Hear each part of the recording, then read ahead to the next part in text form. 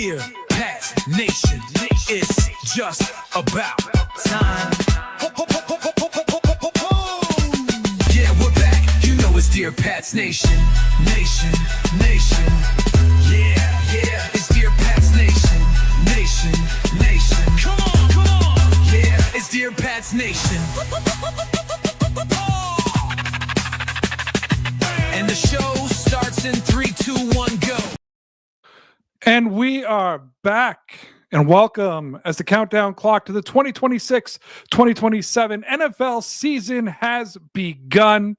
And that brings back for another year, Dear Pats Nation. I'm Toronto's pride and joy, Ray Rout, and as always, my trusty sidekick, the help and the co-host, Boston's resident angry nerd, Mr. Producer Mike. And we will be here from now until they crown a new world champion, talking about everybody's favorite Super Bowl runner-ups, the New England Patriots, and the rest of the National Football League. So, in recent Patriots news, as of today, kind of warm off the presses at this point, Hunter Henry has signed a 2-year extension worth up to $20 million with $14.5 million guaranteed and $4.2 million in a signing bonus.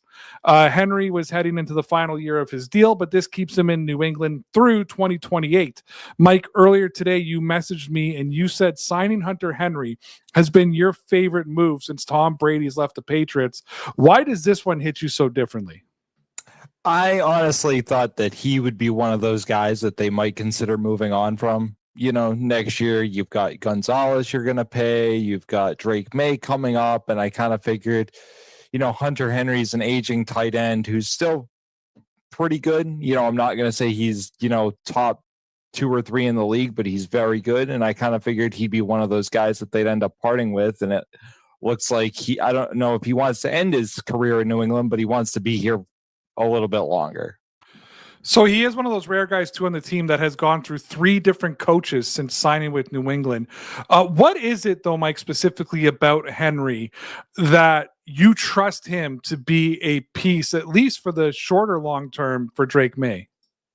I mean, just really reliable, right? In the Chargers game, it stood out last year, even though he was being asked to do more at that point, was kind of worn down, right? They didn't really have a blocking tight end. Austin Hooper had kind of fallen off the wheels. And, you know, he just kind of is that security blanket that I think, especially without Diggs being here this year underneath, you know, that Drake May is really going to rely on. You know, go back to his first year. I feel like he was Drake May's only real reliable target. And really through the Mac Jones years, he was one of the only reliable pass catchers on the team. So just reliability is the name of the game. So there was other Patriots news that came out today that isn't as significant, but significant enough as a lot of teams are starting to do their roster moves before the full cuts come across. The Patriots announced that they made a trade today, trading former 3rd-round pick offensive lineman Caden Wallace. Did I say that right? Caden Wallace. To the Miami Dolphins, of all teams, with a 2029 7th-round pick in exchange for a 2028 7th-round pick. Wallace, as I said, was a 3rd-round pick in 2024. He fell all the way down to being a 3rd-string guard, which is obviously a very big disappointment when you take a guard at that point of the draft. I think he played just 8 total snaps all of last season in a season with a struggling line. He couldn't even get in. Mike, does trading him to a divisional rival for basically nothing, like more than some swapped late round picks, tell you the Patriots offensive line sort of rebuild has genuinely just passed Wallace by? Or do you think this is more about clearing a roster spot for like Nico Lalos? I think this is a little bit of both. I think more so the fact that, you know, even when the offensive line wasn't great the last year, he couldn't see the field. So if you couldn't get on the field last year, honestly, you're not very good. So that's the big part of it here. And long story short, he's probably going to be a backup in Miami at the very least too. So they might have just traded for him because honestly, they're in dire straits offensive line wise. They're in the rebuild mode that the Patriots were in 2 years ago, right? Like, let's just see what sticks. So no, it doesn't bother me. I think it's an indication that his time was past here. In fact, early this morning, I just saw that he was released. He wasn't even traded. So this was one of those things, almost like a la Stephon Gilmore a couple years ago. It was like, oh, you're going to release him? Here, we'll take him for like, a peanut. That's essentially what I read, was that the Patriots were just all set to release Wallace, and then Miami stepped in. I guess they're afraid he would go somewhere else. So this is obviously a rare Patriots-Dolphins trade. You don't see a lot of interdivision trades. Not like, they didn't, I mean, the most famous Dolphins Patriots trade is obviously Wes Welker. That had a little bit more of a significant impact to the New England Patriots. But Mike, Miami has now scooped up 2 expatriates in the same week. They also were claimed tight end Jeremiah Franklin off of waivers. Does it bug you at all that you're watching divisional rivals sort of stockpile guys that the Patriots gave up on? Like even a little bit, even if they're bad players? Like what if one of them turns out to be something? No, it doesn't bother me. Not in the slightest. We're not there anymore. It just kind of reminds me of where we were again, like the last 2 years. We were taking people off everybody's practice squad. There were a couple Jets in there. One of them escapes my name. He made the team as like a last minute player and was pretty good the last year under Belichick. But no, Miami's in full rebuild mode, and the Patriots are being led by Mike Vrabel. None of this bothers me. If they're letting guys go, I think they've exhausted, the effort that they're willing to put into those guys to try to develop them. So. Yeah, and it's kind of nice to be on that other side where it's other teams picking up our scraps rather than us going out and picking up scraps.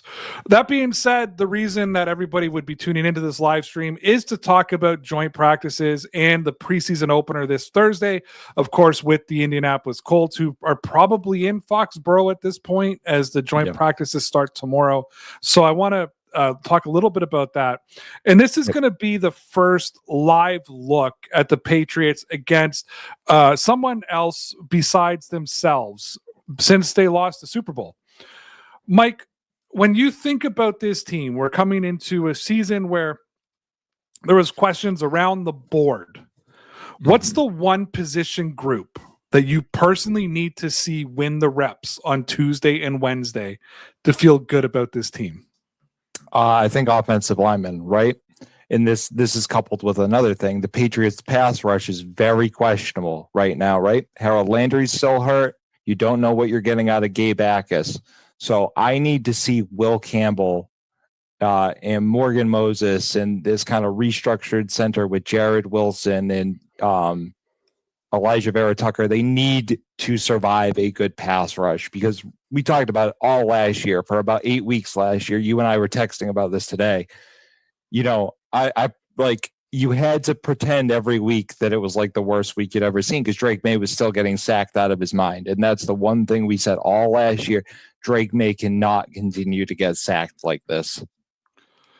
So speaking of the offensive line, Will Campbell hasn't practiced in over a week now. He's dressed, but he's not really going. And I think it was 7th rounder Marcus Bryant who's been holding down the left tackle position over first round pick Caleb Lomu. Mm-hmm. Mike, is this a real concern for the Patriots that their most important offensive line spot, or is this just a camp situation? I think Vrabel's managing people at this point. And so some of the things that I was reading last week is it kind of got to that dog days of camp type of thing where they had kind of practiced against each other or not. Everybody was starting to get dinged up. And I think that's one thing to Vrabel's credit. He's always very cognizant of is like, okay, it's time for my guys to rest, right? It's more important for them to be healthy and be in the classroom than necessarily go hit each other. So Josh McDaniels has 5 players battling for 4 spots at receiver and reportedly wants a good look at A.J. Brown and Romeo Doubs against Colts corners Tuesday before Thursday's game, which makes sense. I think it's fair to say the Colts have a pretty decent secondary, not just Sauce, but also just a solid secondary in general. Does how those two look against that outside competition change the pecking order behind them, or does their performances really mean nothing in the grand scheme of things? Like, if Gardner is able to shut down, say, AJ Brown, do you maybe hang on to a Kayshon Boutte instead of trying to move him? I think it's going to just as an insurance policy. Sure. I think a lot of eyes are going to be on Romeo Doubs, right? He popped today, supposedly. From what I'm reading, so I'm aggregating here. I was very busy today. Didn't tune in myself, but if he needs to prove himself more than AJ Brown is. We know who AJ Brown is. He's proven himself in this league. I'm not worried if AJ Brown doesn't necessarily look like he's winning every rep, because he may not be going 100%. I hope he is, but he may not be, just to kind of save himself, right? You don't want him to get injured in these joint practices either. But to me, Romeo Doubs needs to show that he's winning, because the pecking order as of right now, from what we read, should be AJ Brown, who you gave up significant draft capital for, Romeo Doubs, who you paid quite a bit of money, and then Pop Douglas is supposed to be basically taking over for Stephon Diggs in the slot. So I'm watching him too. Supposedly he has had a great camp this year, but we'll see what happens when you're going up against other teams and they're trying to hit you. So let's just take a minute here to say hello to everybody. Almost everybody. Moises says, what's going on, my Patriots brothers, Mike and Ray and Mike? I'm happy to see Patriots football is back. My Patriots family. Let's go, Pats Nation and my Patriots family. Here's something I learned today is that football fans are sick. I don't know if you saw the numbers that came out for the Hall of Fame game. 7 million people tuned in to a preseason game. Yeah, apparently it was very entertaining. I did not. I didn't. It's going to be hard enough to watch the Patriots preseason, let alone two teams I don't care about. And shout out to Bobby, who says, welcome back, guys. Let's go, Pats. Feeling good about this year about them. Mike, overall, answer Bobby, how do you feel about them? I feel good about the Patriots. I do. I think that they've improved their offensive line. If AVT can stay healthy, biggest thing there, right, is always injury stuff. Same thing with AJ Brown. I think Mike Vrabel and Elliott Wolf did about as much on paper as you could to improve where they were deficient. Right, when they lost the Super Bowl, they had their checklist. We need to get better at receiver. We need to get better at offensive line. And I think they went about that in a good way. So I'm really comfortable right now. I'm not going to be trashing on them. I'm just going to be, and we're going to talk about it every week. We're going to be watching Drake May, and we're going to be watching that offensive line. Whose eyes are yellow? Mine or yours? I don't know. My eyes are kind of crazy, but I don't think they're yellow. Do my eyes look yellow? My eyes don't look yellow, do they?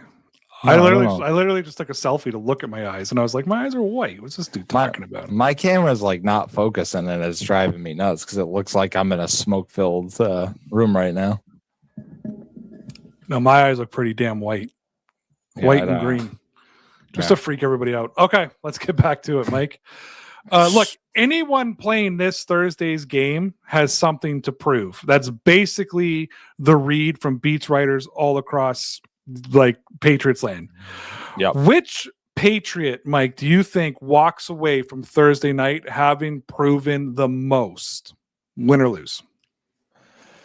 I'm honestly hoping it's Gabe Akis. I hope they put him on the field, and I hope he kind of shows out a little bit, because the little time that he spent in camp, that he's been there about the last week, he is kind of impressing people, right? There was some talks that he might have kind of a redshirt season once they finally signed him. They didn't know what kind of impact he was going to have, and he has physically looked like he is ready to play, wasn't slouching, wasn't using that time to just sit on the couch and eat donuts. So I'm going to be really interested to see what Gabe Akis does. And I'm going to be interested also to see how into this Christian Gonzalez is. Is this going to be the first thing we kind of see him pull up on a little bit before he gets a contract? So that's going to be interesting as well. Yeah, interesting. We could have a lot of conversations about the Christian Gonzalez Let's do that really quickly, because I didn't have that in tonight's plan. So let's go through that very quickly. Two very different responses from Mike Vrabel and Robert Kraft. Robert Kraft tips the hands to everybody that they're going to do everything possible to sign. It's almost like, shut up, Robert. You know, David Andrews wrote something on X the other day, and if I could find it easily, I would. But basically, to paraphrase, said, like, I'm never going to get mad at a guy for going into business for themselves. It's a negotiation. These guys will figure it out. This is really the leverage that Christian Gonzalez has is to sit out. And has the dude in Seattle signed yet? I don't think so. Right? No, and no, I think I put something out on our X page a few weeks ago that the story that's kind of running is like they have the same agent. And basically, is it like Moises or something? The guys, until he signs, they're not expecting our guy to sign. Christian Gonzalez. They're not expecting Gonzalez to sign because they want to see what that market looks like in Seattle. Like, because that's not that they're even, but they're even enough. Yeah. What are your overall thoughts? Your thoughts on? I'm going to ask you 3 questions right now. Sure. Your thoughts on Kraft just talking too much about the contract. Mm-hmm. B, Gonzalez sitting out, right? Like not sitting, but not actively participating. Right. Anybody who's watched Ted Lasso reminds me of, coach, I'm hurt. I can't practice, you know? I got a hamstring. Yeah. Yeah. Jamie Tart. He's Jamie Tarting it right now. And then number 3 is, how do you feel about the fight between him and AJ Brown? Okay, tackle it one at a time, right? So Robert Kraft saying something like this, of course, and I think I sent you the clip from Boston sports media was aggregated, destroyed. They ripped him a new one. What are you doing? Nobody knows what that actually means. Listen, every time Robert Kraft gets a chance to get in front of a camera and talk about how much money he is willing to pay his players, we all know this. He always says, I'm willing to give my players the stars and the moon and in the universe. It's nothing new. He loves to do it. It happens about 3 times a year. They have that owners conference in the spring. It happens once around training camp, and then probably like once before the season starts. Like, the owners talk about 2-3 times a year. He does it all the time. I'm not shocked. Should he have done it? No, absolutely not. Like Ray said, what are you doing? Just shh. And this is a big point in his favor for me. Christian Gonzalez basically just said afterwards, thank you to Mr. Kraft. I'm going to keep that private. He has been nothing but the consummate professional through all this, which, like, to me, that's the Patriot way more than anything that got lost over the years, is just being a professional when all this stuff is going on. Sorry, what was B? B was, how do you feel about him actually, doing his showing up but not participating, sit out? So I think for the most part, I think he has been participating. I think he's been a full go in most of this, and I think that's more of like a quid pro quo between him and Vrabel. I think it was OTAs. He was a sit-in, right? Yeah. Like, he's been practicing every day. He's been battling with AJ Brown, and I think, again, this is kind of like a thing between him, Kraft, Vrabel. He wants to be a captain. Vrabel's encouraging him to, we want you to be the best you can be. We want you to be that Hall of Famer. And if he wants to be a captain, no offense, like, even if you're just doing it for business, if you sit out, they're not going to vote you a captain. And even though they say it's the players, we all know the coaches have a lot to do with it. So there's that aspect of it. And if he decides to sit out tomorrow, or again, hold out a little bit, I can't blame him, but I think they're going to pay him. I think that's part of why he's practicing. It's like, listen, we need to figure out where they're at with these numbers in Seattle, like you said, before we can give you any kind of fair offer. Because if Witherspoon comes in at, like, 32, right? Gonzalez goes, I want 35. Patriots what are they going to do? They're going to go, okay, we'll meet you in the middle at 34. That's always what's going to happen. And my third question was, how do you feel about him and AJ Brown almost getting into fisticuffs? Sorry, I was about to choke. We needed to take a sip. I think it's fantastic.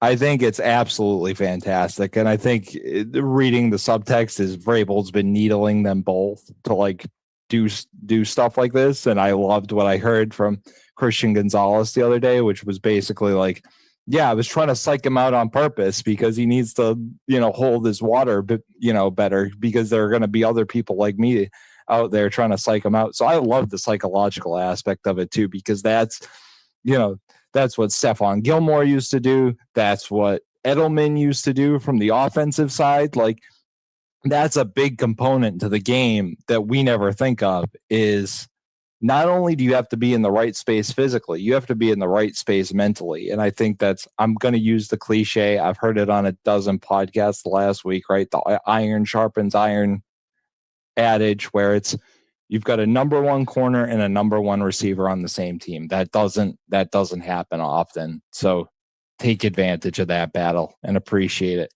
and make each other better. So I was just doing a little bit of research here. I asked what players which players sat out during Tom Brady and Bill Belichick's era together, right? Mm-hmm. Like 3. Okay. Do you know which 3? One was what's his name? The offensive lineman. Logan Mankins. Logan Mankins, because that was a like a bad one. That was a what were the results of him sitting out? He got paid, didn't he? He was traded to Tampa Bay. Oh, was he traded? Logan Mankins was traded to Tampa Bay. The other 2 guys? Sorry, he held out, he returned, later traded. Right? Okay. Yeah. The other 2 guys, Richard Seymour. Yeah. Traded. Dion Branch. Traded. Yeah. You said the other 2, and I was like, oh, I see where this is going. It's like, man. Oh man, it's like, jeez. and then okay, so let's there's a little bit of context too behind that, right? Too, is Gilmore held out that 1 year. They didn't redo his contract. They just gave him a cash advance, and then the year after they traded. Yeah, they just redid his contract, paid him the next year, put some dead money on the back end of it, and did it. Oh man. Okay, someone's asking me this question, but I'm gonna send it over to you, Mike, because Mike is way better, more equipped to answer this. Bobby wants to know, what do you think of this year's Patriots draft? Oh man, it's tough. I'm just gonna speak in terms of who. I like what they did. I'm not gonna get over it. If you watched our draft, the last draft video we did 2 years ago when they drafted Cole Strange, I almost flew out of my shorts live on air. There was nobody here that I was like, oh, okay, that's unreasonable. Like, they're taking a tackle because they appreciate the value of offensive linemen, and they know Morgan Moses isn't going to play much longer. They took a pass rusher in the second round with high upside because they need a pass rusher. Great. Gabe Backus looks good. Eli Raridan, the tight end. I expected them to take a receiver or a linebacker here. Now, what did they do? They basically just took a 6'6". I mean, he's still a tight end, but they took a 6'6" big body target, which, right, we all know Drake May loves him some big receivers like Matt Collins. So this is a futures bet. Like, okay, Matt Collins probably isn't going to be here in 2 years. Like, let's see if we can develop Eli Raridan into this big thing that can just go up over everybody and catch everything. And don't ask me any names past the 3, because even I don't remember at this point. So let's get into this. Mike, Romeo Doubs signed for 4 years, $70 million. I think essentially to replace Stephon Diggs' production. Yeah. When you think about it. And up into the last couple of practices, it's kind of been a quiet camp for him so far. Is this joint practice and then maybe the beginning of the game on Thursday where we finally find out what the Patriots are actually getting from Romeo Doubs? I do. I think so. And I think they need to see it. I think there might be some conversations, again, Vrabel likes to pump his guys up like, okay, dude, like we saw it today in practice. We have to see you as a number 2 that could be more. And frankly, like that would be awesome, right? Because let's be honest, AJ Brown could have a great year this year. He could have a phenomenal year this year. He might not be here next year, whether it be age, contract. Like we need to see quite a bit from Romeo Doubs. So I think everybody's excited to see that, and I think he's got that potential. That receiver room in Green Bay was crowded, so they're making a bet here.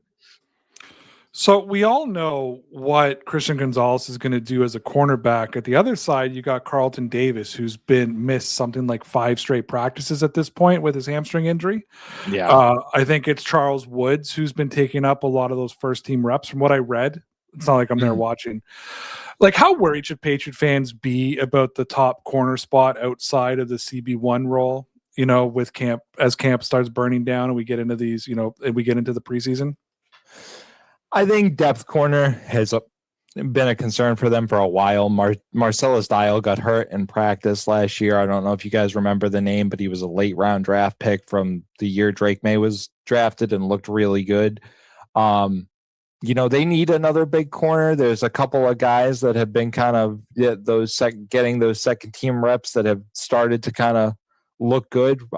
Sorry, guys, the names escape me for a lot of these depth guys, but one of them was actually breaking up passes a couple days ago against AJ Brown. So we'll see. But Carlton Davis is always like a tackle away, it seems like, from injury. I think the Patriots got really lucky last year when he came up lame like half a dozen times and managed to find his way back on the field, because honestly, that's not his MO. His MO is to like get hurt and be out for like at least 4 games at some point throughout the year. Like you have Christian Gonzalez,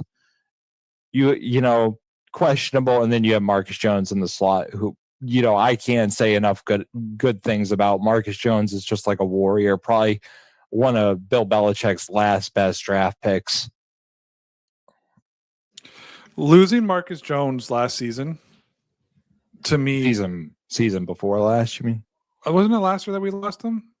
No, season before last. You're right. Yeah. Season before last we lost him, I think, is what actually derailed the entire season. Like they weren't going to be great, but they were awful by losing him. But I wanted to touch upon something else, Mike, and maybe like this. Let's have the chicken or the egg conversation, shall we? Sure. If a tree falls in the forest and no one's around, does somebody hear it? Like, let's have this conversation. The conversation, I think the question, and I don't think this is an unfair question, and I don't think it's clickbait. I think that this is a very reasonable question to ask at this time. Sure. Given that the Patriots lack so much corner depth at that CB2 position, like, do you spend $100 million on one cornerback? Or do you let him walk away and spend $100 million on 2 cornerbacks next season? And I'm not saying just hypothetical. I think it's a philosophical question we need to ask. Yeah, no, and it's a good. Let me start it this way, right? Like it's a good argument. It's a good argument to always say like, because look, the Kansas City Chiefs, one of the things they do is secondary, right? They let Snead go. They let McDuffie go. Bell used to do this all the time with cornerbacks. Like, we know we can develop CB2, so they let J.C. Jackson go. Remember, we had that argument like the year they didn't pay J.C. Jackson, like, what are they doing? Bill's ridiculous. Myself, I was on that and J.C. Jackson just imploded. Right? Like J.C. Jackson just completely imploded.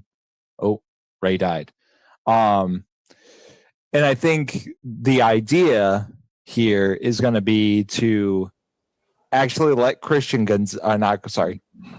Davis go and save that money that way, right? Like invest in the guy who's going to be a potential Hall of Famer and then look for depth options at a spot where a guy is older, has no guaranteed money, and honestly has a pretty serious injury history. Yeah, and I'm somebody who I have decided for this season we're not going to go back and talk about the history of the Patriots. We did a lot last season.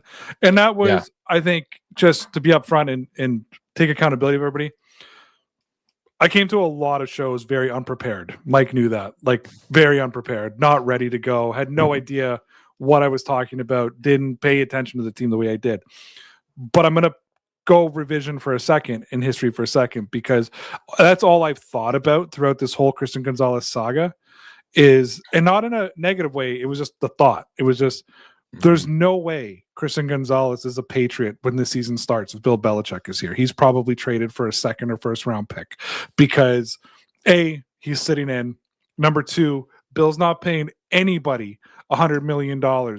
He wouldn't pay Tom Brady $100 million. He's not going to pay Christian Gonzalez, a cornerback, $100 million when Bill, let's face it, was a bit of a secondary factory, the way he could pump out guys and make them play. Yeah. And I'm not, this isn't really, this is going back to a conversation we had about signing his contract, like I think pre-Super Bowl. But do you remember I had the conversation about how he's it's not just a contract, like he as a player is an asset. So you want to lock down him as an asset because in 2 years when the real money kicks in, and I'm going to be nerdy right now for a minute, I know everybody's rolling their eyes, but that's when, like, if he is a Pro Bowler, but it's something still not working out, you can trade him after you've gotten another year or two out of him and go, okay, now we want 2 first-round picks. But you haven't, like, alienated him and, like, caused all this issue and all that stuff. So sticking with the defense a little bit, Draymond Jones bounced around 4 teams in 4 years, Mike. And then New England paid him almost $40 million. I think like $39.5 million they paid him. Yeah. He's reportedly been getting home for sacks all camp. You did talk about the pass rush. I think Draymond Jones is an important guy to talk about. Yep. This is going to be an important week. You talked about for the pass rush. I think it's going to be just as an important week for Draymond Jones. Does a strong Thursday change the read on whether he was a smart bet by the front office? Because I think that it's been 50-50 about whether this guy was worth $40 million, considering he's getting through. And I've thought about this. Am I excited that Draymond is getting through at Patriots practice, or am I concerned about the Patriots offensive line? Right. And that's when I said all sides of this argument are fair, right? Because is he succeeding, again, to your point, chicken or the egg, right? The thing about Draymond Jones is I expect him to be like that chameleon guy that Belichick used to use, right? Like, he's more taking the role of Jelani Tavai. You know, is he going to rush the passer this down? Is he going to stop the run? They got him because he was a little bit more stout against the run. He's not a true, edge defender, so to speak. So, like, he's kind of that chameleon piece. But if he's getting home, like, listen, I'm not going to knock it. That Colts offensive line is great. So that's what I want to see. I want to see if these guys can get home, and this is a great thing that we can talk about too, is are we going to be sounding alarm bells that the Patriots have to go make a trade for somebody after this, which very well could be the case, right? We have no indication of where Harold Landry is at in his recovery process. So if Gabe Backus isn't getting home, if Draymond Jones doesn't look that good, Patriots might be going, you know what? We gave up a first to try to win a Super Bowl. Maybe we need to give up a little bit more. Yeah, and I think a fair conversation point here is the whole time that everybody in Patriots land, especially like Patriots fans, were fixated on A.J. Brown.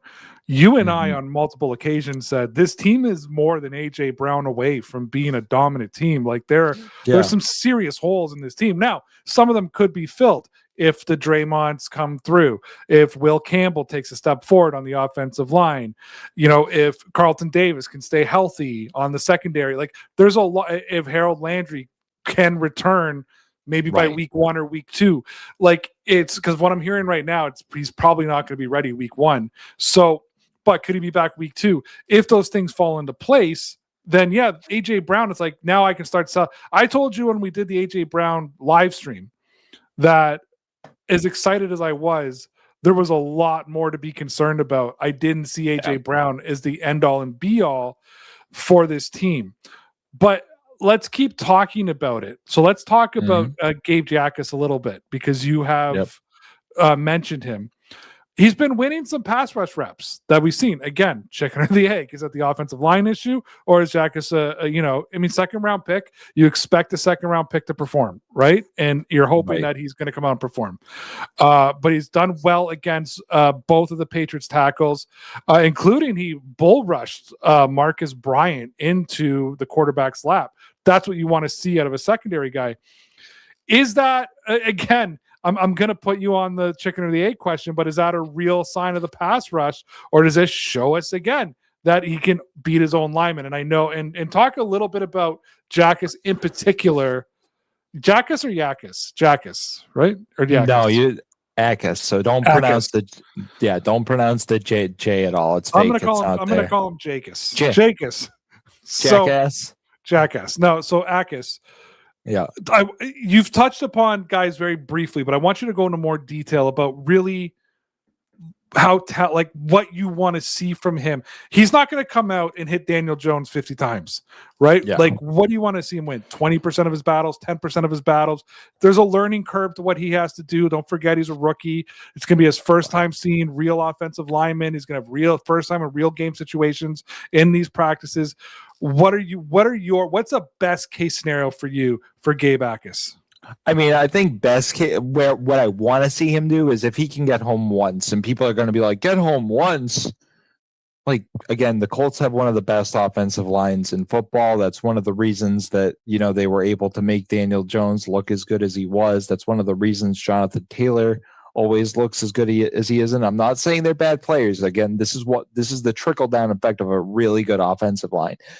So what I want to see from Gabe Jackus, win a rep against one of those starting tier players. If you can win more than one rep, and you're going to tell, like, listen, they're only having 1 day of practice.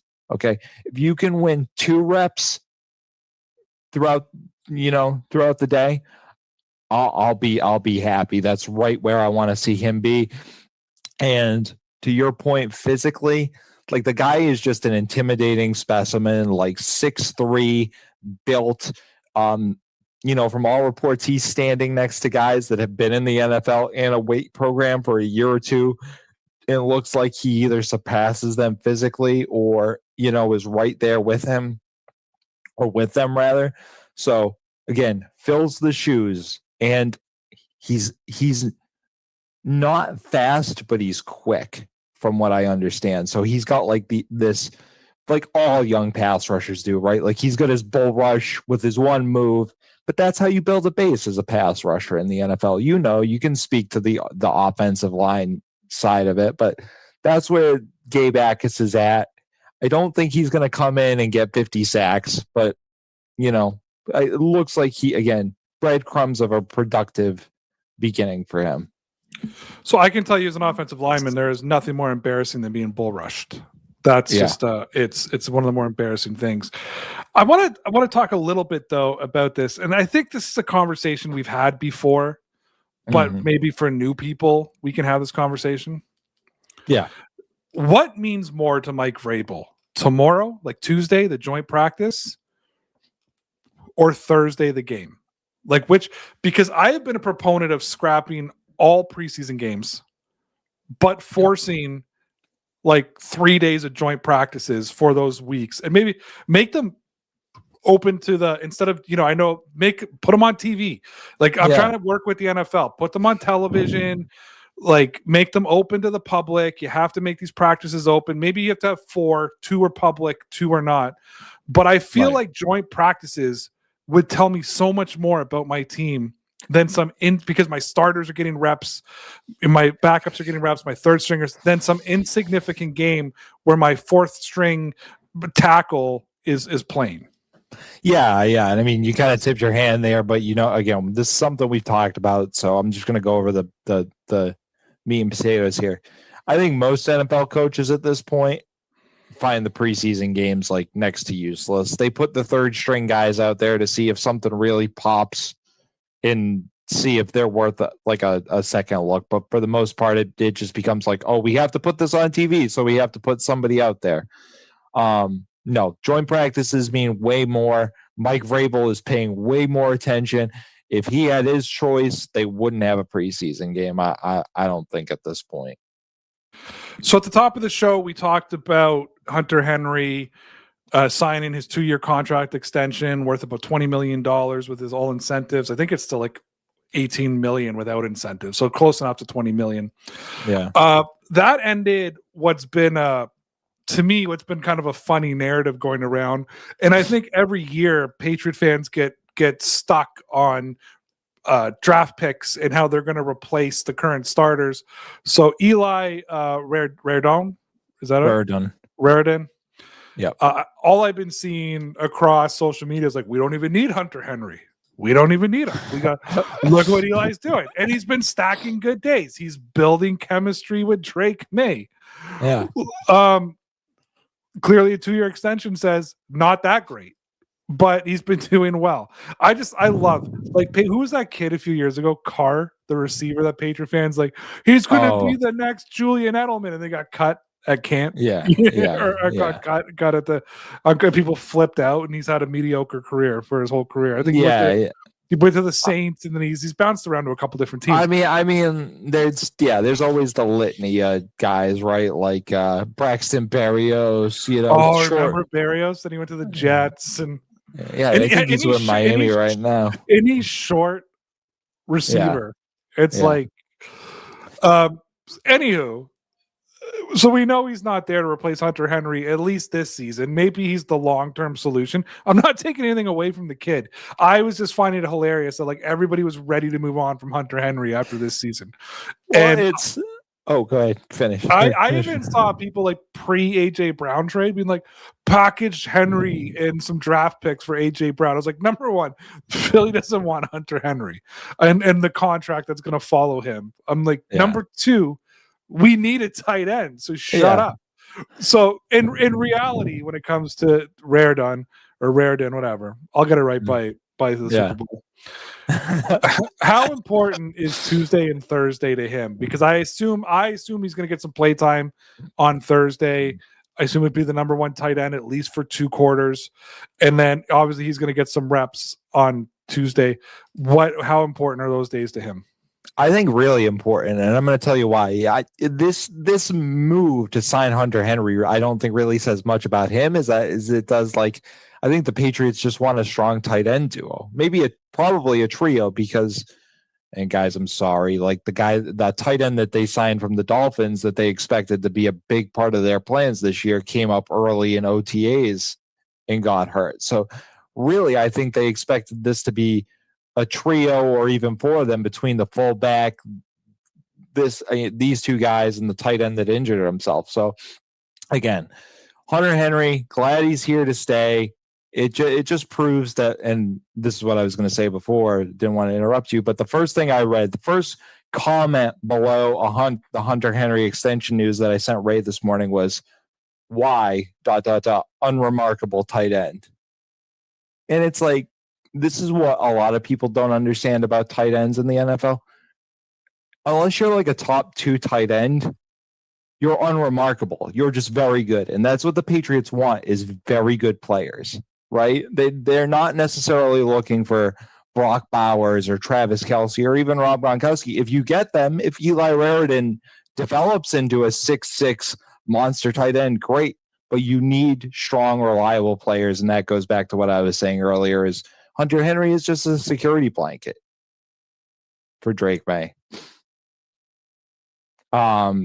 Ray is having technical difficulties at the moment. So, I'm just going to say, again, favorite player, really good, security blanket for the quarterback. And listen, guys, don't ever sleep on what a good tight end duo trio can do in a McDaniel's offense. You could see that quite a bit this year. You could see, even with AJ Brown, you could see the 2 tight ends on the field with the fullback in certain situations.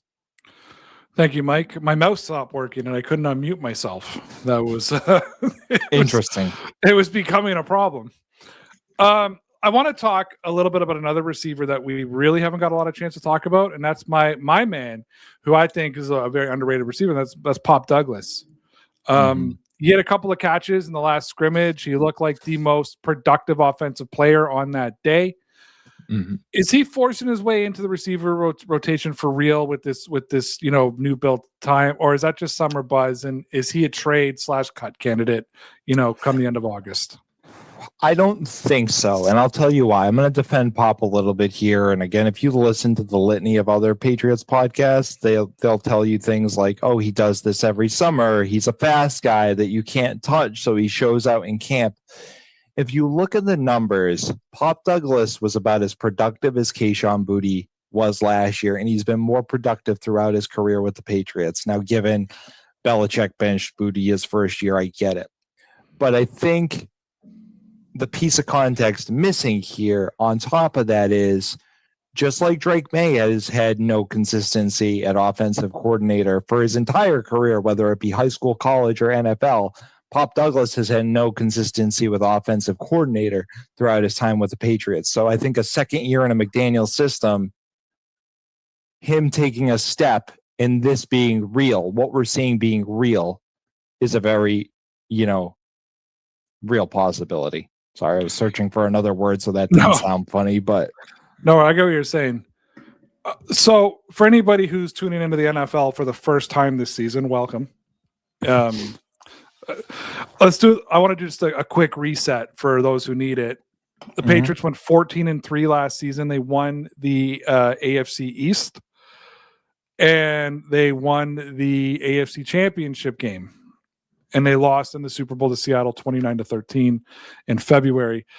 Does that loss hang over anything happening in Foxborough this week? Is this just a camp at this point? Are they talking about the Super Bowl? Was that over in OTAs? I know what they're going to say out loud, but how do you think that's actually hanging in that locker room? I think it's motivation. I think between Mike Vrabel and the little bit some of the players have let go, between Robert Spillane and Drake May, just saying we didn't get the job done. This is not something that this coach is going to let hang over them in a negative light. And I don't think the players are either. And that's the nice thing about being a young player and getting that far that quickly, is sometimes you're not like, oh man, I've been in the league for 10 years. I'm not going to be able to get back there, right? You're going to go, man, I have to get back there. I am a young player. I have to get back there. So I think they have the right mix of, people in that room to kind of ward off that Super Bowl, hangover cloud. DraftKings has the Patriots tied for fourth at plus 800 to get back to the AFC title game this season. Is the respect earned off of one great unexpected season, or is Vegas getting ahead of itself right now? I don't think there are a lot of teams respecting the Patriots right now. If you look at all the power rankings, they're pretty far down there. And Drake May in particular, there were a lot of quarterback rankings going on around the last 2 weeks. And I think I've seen him below some really unusual suspects like Dak Prescott and things like that. And I'm listen, I'm not going to say Dak couldn't have a better year. On paper, George Pickens and CeeDee Lamb is probably the best duo in the league, if not top three. But let's not sleep on a motivated AJ Brown with the coach that he loves, and adding Romeo Doubs to that mix, and Hunter Henry. And again, if you know me, if this is your first time tuning in for this season, if you're just seeing us, I was on the Josh McDaniels hate train for the last 10 years, and he's managed to win me over. Let's not forget what Josh McDaniels can do for a second year with these players. So, no, I think the Patriots, I don't want to say they're being slept on, but they are being mildly disrespected. So Mike Vrabel himself has said this offseason that teams coming off a Super Bowl loss usually take a step back because the expectations always get higher. Right. Do you see that, Mike, as a real explanation, or is that just coach speak to manage the room? I think that's coach speak to manage the media in the room, right? It's more likely than not, they're going to lose another game or two this year. It's not going to look as pretty. Drake May's completion percentage was through the roof last year because they had that easy schedule, right? They're going to play tougher opponents. It's going to look messier, but you kind of expect the same outcome. You need to get to the playoffs and make some noise in the playoffs. If you go like one and done in a wild card round, it is going to be a little bit of a disappointment. So I think I'd be a little remiss. I know we did some off-season shows. Nobody watched them. The numbers don't lie. So I assume we're going to have a little bit more traction on some of these videos and clips that we're getting. So I think it'd be remiss if we didn't talk about this. But I think it was such a big part of the offseason. We had to yet again touch upon the Mike Vrabel, Diana Rossini story that hovered over the entire winter in spring. And, from the draft and all the way into the summer, Mike, it's still a conversation. Right. Has that actually faded inside the building for now, or is it still something that could resurface the second this team hits a rough patch? Like, I feel like if this team starts off 3 or 4-0, nobody's talking about it. I feel like if it's 0-3, you're going to have the Boston media on the radio saying, well, Vrabel can't contract because he's still thinking about his wife and Rossini and his kid. And, how over is this story, or is this story still in the thick of it? It's just being hidden right now by actual football conversation. Yeah, I mean, this is one of those things, right? I think depending on how the team does, you hit the nail on the head. And Ray may not live in Boston, but I give him media clips to sample of the most popular programs, and he knows how it works because he's listened to it forever. They will peel off a scab if they don't have something to talk about that day. So, again, just hypothetically, if the Patriots lose to Seattle week 1, well, how prepared were they? Is he still, like you said, is he still thinking about Diana Rossini? It could come up at any time. This is going to be like that ailment that could just flare up at any time, But I'd like to think, even though I know better, it's buried. But tabloid stuff like this, it could take one picture, it could take one word, it could take a couple of losses here and there, and it'll flare up like a some kind of bad disease. And that just about does it for us. No tandems, no Brady Belichick debate, just straight Patriots football. What's your buddy's name? His first name? We can say that out loud. Ben, I hope you effing enjoyed it. All Patriots, all analysis. As always, if you guys have enjoyed the conversation, please hit that like button, subscribe to our channel. Let's make Dear Pats Nation a thing again. I'm all in this season. I'm ready to be prepared like I was today. Mike, I was pretty prepared today. Prepared today. He sent me the itinerary or the plan earlier in the week, and I was impressed. And for all of you out there who might be listening still and go, wow, Mike is talking a lot. Like, listen, when we get into the season stuff, Ray takes the driver's seat. You're going to hear more opinion from him. So I talk in game. Like, honestly, guys, right. I'm going to be honest with everybody. I don't have it in me anymore to follow the Patriots like I need to follow to do a podcast the way Mike follows the Patriots. So we work great off each other. Mike gets into all the nitty gritty, and I'll sit there next Monday for the first half of the show and tell you everything I saw and liked and didn't like on the field because I understand the game of football. So let's make Dear Pats Nation a thing again. No, so does Mike, but you know what I mean. Anyways, make it a thing again. Hit that like button, subscribe, tell your friends, all that kind of good stuff. If you want to hear everything that we have to say about football and the New England Patriots, for Dear Pats Nation, I am Ray and Mike. Tell me about those Patriots. They're going to be legit, kid. Dear Pats Nation, it's just about time. Yeah, we're back. It's Dear Pats Nation. Yeah, it's Dear Pats Nation. Come on. Yeah, it's Dear Pats Nation. And the show starts in 3, 2, 1, go. Oh.